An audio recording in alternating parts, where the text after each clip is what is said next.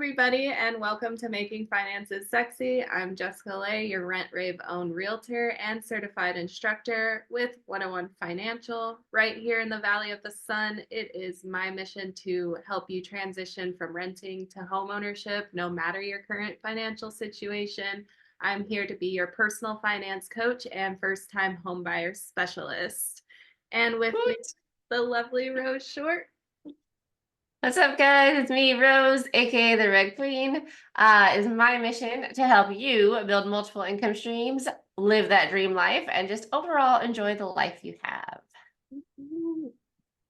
Yes. And today I'm super excited to get into networking. So building meaningful Yes. connections.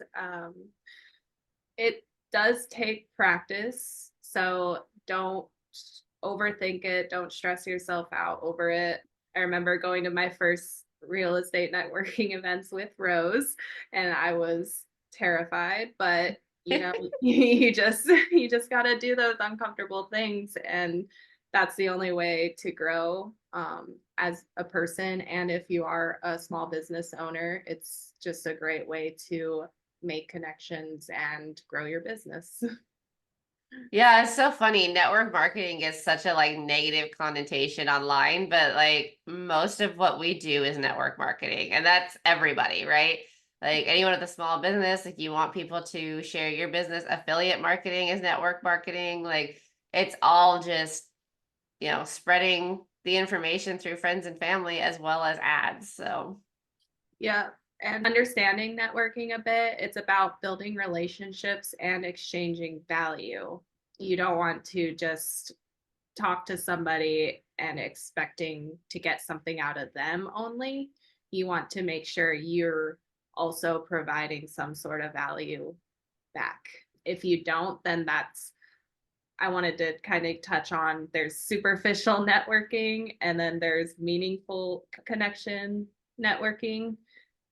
Superficial networking, you're building a large number of contacts without a deep or genuine interest in the relationships. And then meaningful, you're building deep, genuine relationships based on mutual respect, trust, and shared interests. love it. Yeah, meaningful connections is so much better over the superficial because when you're building meaningful connections, you're not just throwing something on the wall and hoping it sticks, right? You're actually taking the time to find out if your offer is good for this person or not, what they have to offer in return. And then maybe, you know someone who can help them that isn't you, you can refer them out to that person. So then you're helping two people instead of just one. Yes, exactly. So you want to focus on quality over quantity and networking for that mutual benefit, including support, mentorship, and even collaborations. Something that I personally need to become better on is regular follow-ups and effort to nurture and maintain the relationships. Sometimes I get new contacts in my LinkedIn that I just don't reach out to after that, but that's a really great way to stay connected and keep building on that good relationship that could in turn help both of you out in your business. For sure. There's lots of benefits when it comes to effective networking. So career advancement, because you meet people that can potentially put you in an even better position than you're currently at. Business growth for the same reason. And then personal development too. It improves your people skills. It improves your ability to actively listen instead of just listening to reply. And if you're doing it correctly, you're getting more out of it than you're actually putting into it.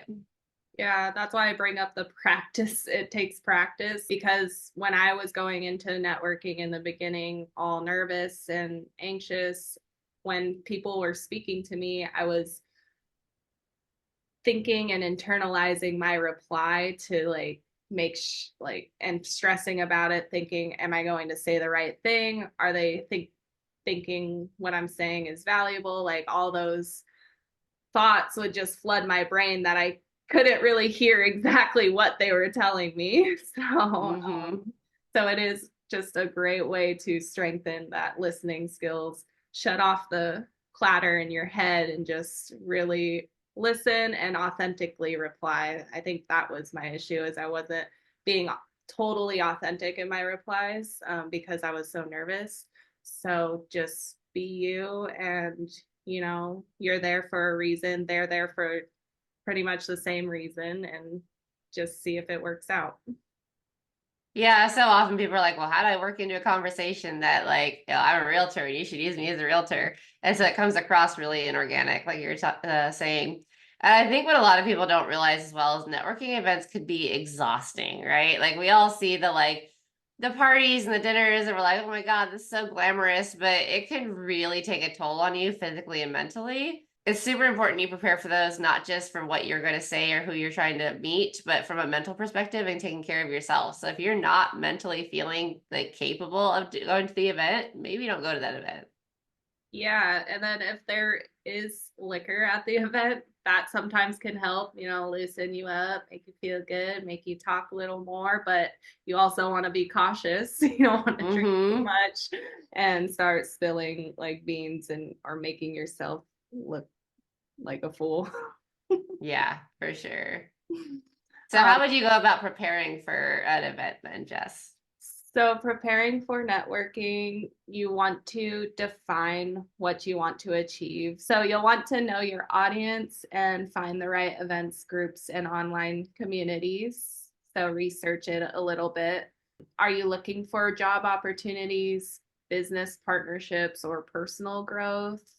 And then also, it's really crucial to craft your elevator pitch for yourself. So just a concise and compelling introduction that can make things a lot less nerve-wracking when you meet somebody and then you just say the same kind of introduction of yourself each time, and just refine it and make sure you're being totally authentic. Yeah, I think a lot of people struggle with like the question, well, who are you and who do you serve? Because a lot of people don't think of it in those terms. And so, like, if you sit down and really have that hard conversation with yourself, it makes it so much easier. Yes. Yeah, I'm getting ready for a small business expo in September, and I actually just only now have been crafting my own elevator pitch. Yeah. So, and it does seem like it's going to help out a lot with my networking and just being able to know who I am Yeah. on a deeper level. Yeah, it sounds so simple, but so often people are like, so wait, like what do you actually offer? Like who, like who's your ideal client? And so many people are just like, well, and if you're taking a long time or you're talking in circles and whatnot, then it comes across as you don't really know. So why would I use you? Because it doesn't seem like you know who you serve. Mm-hmm.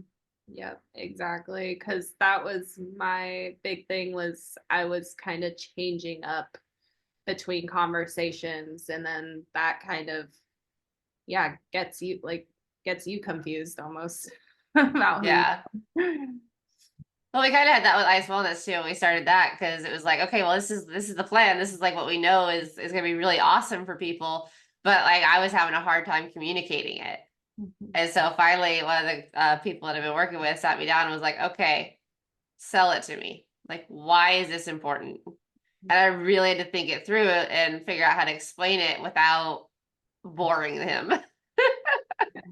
And that's it's gotten much better, but it's so easy for like us to go like, well, I know who I serve, so why don't you? But you have to put yourself in the other person's shoes. Exactly. So super important, your elevator pitch. Yes. And then building your network tips for in-person networking. You'll want to approach new people confidently. You want to smile. Like RBF is not, I mean, I have RBF sometimes and don't look really approachable. So you want to make sure Yeah. you look approachable, smile, introduce yourself, active listening, focus on what the other person is saying. Don't turn inward, stressing about like your reply. Find a common ground. So, any shared interests or experiences that you hear them say, it's great to like communicate back to them, like, oh, I love dogs too, whatever. was slipped in there that you can really relate to, and that builds Yep. rapport. And then tips for online networking: utilize LinkedIn, complete your profile, and engage with others' content.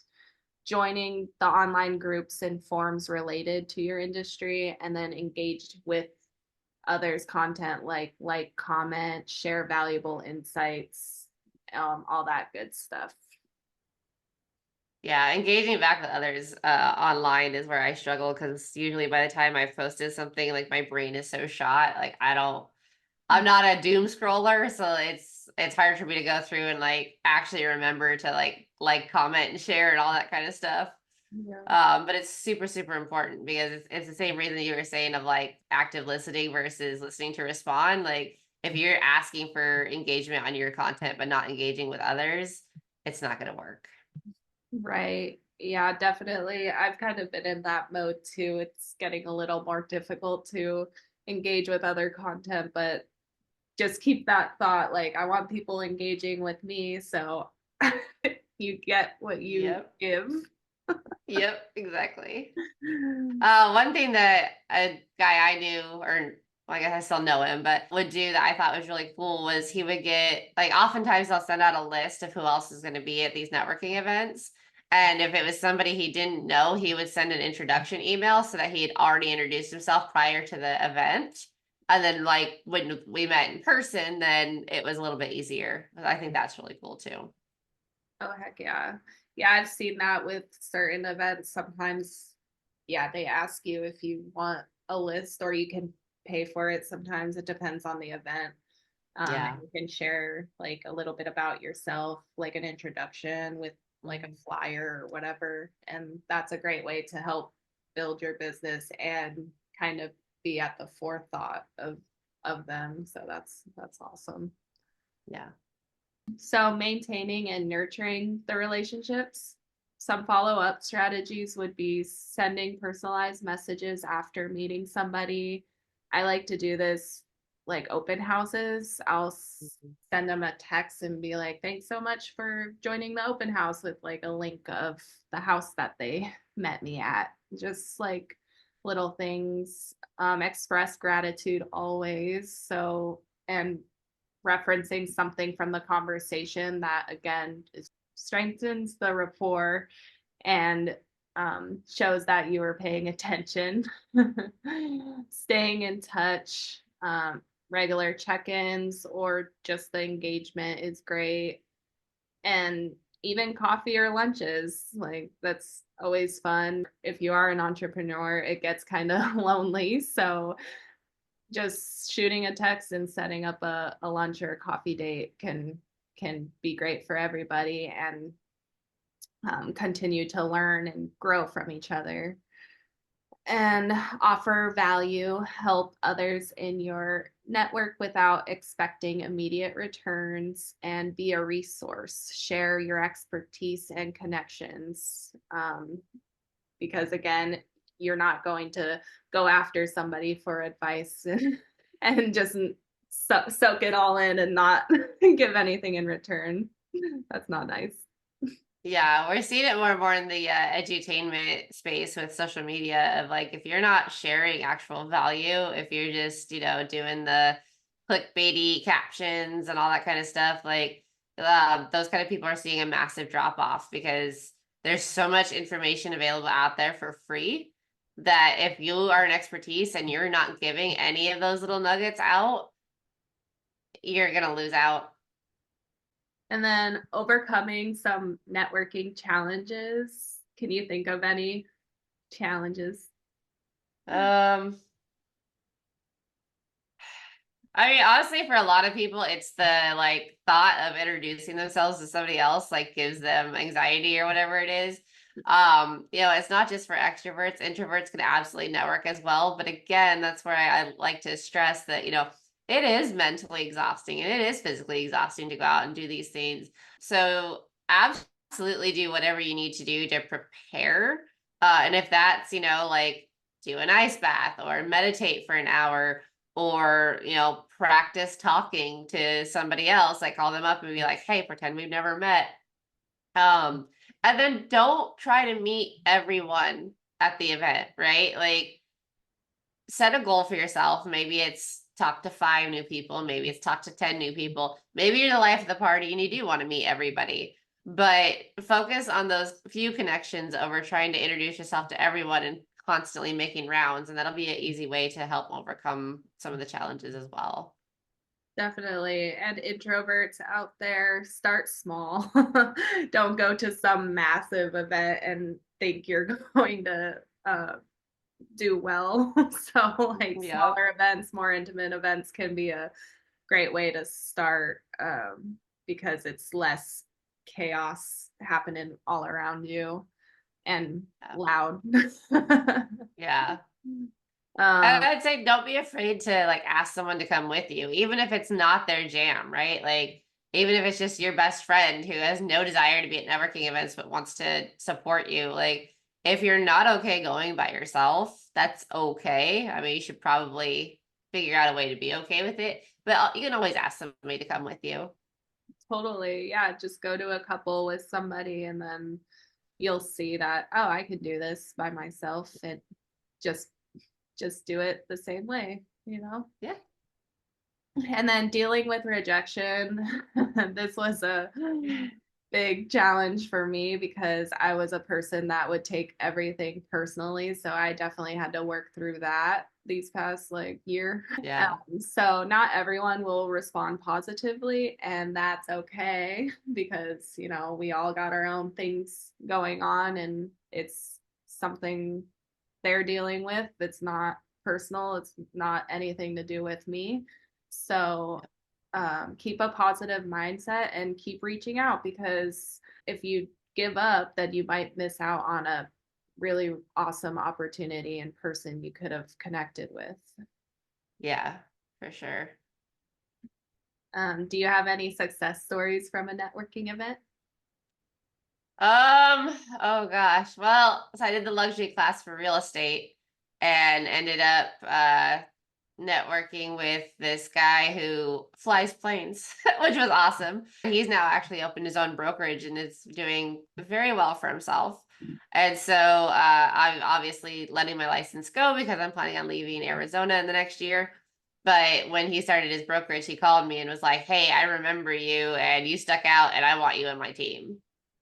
So that worked out really well. And that was completely unexpected because, like, in my brain, I was just there to learn how to better, navigate the luxury market without realizing the benefits of the networking. Yeah, that's a good one. Mine was recently I joined this landmark forum, and it's virtual over Zoom, but with a bunch of strangers. And landmark forum was a 3-day class, but now I'm in a second seminar that's kind of related to it. And it's a more intimate group setting. And one of the guys that I just randomly went into a breakout room with, he is a very successful, his whole life has been entrepreneurship. He's owned 4 businesses and he's just like, you know, doing his thing. And he loved that I was about helping people with personal finance, and he asked me to jump on board with he started a new website, and he's like, I need a young person like you, because he's like in his 60s. And like, I love what you're about. So he wants to add me to his new website that he's creating as a coach or an instructor for personal finance. So I'm really excited to start that, and he wants me to write blogs for him and like do all these things. So, and I wouldn't have even met him if I didn't take the chance to do this course and whatnot, you know. So I like, love it. it's awesome networking. Yeah. Yeah, like you hear it all the time growing up, where it's not what you know, it's who you know. And it's really true, unfortunately. Yes, some people can easily like work their way in, and meet those people, but you're never gonna meet those people if you don't already know them, if you're not going out. So, maybe it seems like an unfair advantage for some people, but use that to your advantage and start taking charge. Yes. So just to recap, understanding, preparing for, building, and maintaining your network, overcome the challenges and celebrate your successes. And you can start applying all these tips today. And sometimes it might help when you meet someone new. As soon as you're done talking to them, like open up notes on your phone, or when you're saving their contact info, even, put a little note of where you met them, what they do. Like, it's okay to take notes on people. Maybe not right in front of them. They might get a little weirded out, but it's totally okay to be like, okay, I just met this person. Let me take a note about them before I go, meet somebody new and it gets all confused in my head. No, totally. I'm a huge note taker. Same. Well, that wraps up this episode, guys. I hope you got some good tips and you're ready to go start chatting it up. Next week, Rose is going to talk about budgeting for bliss, maintaining hobbies without busting our wallets. Yes. Just because we're budgeting doesn't mean we can't have fun. Yeah.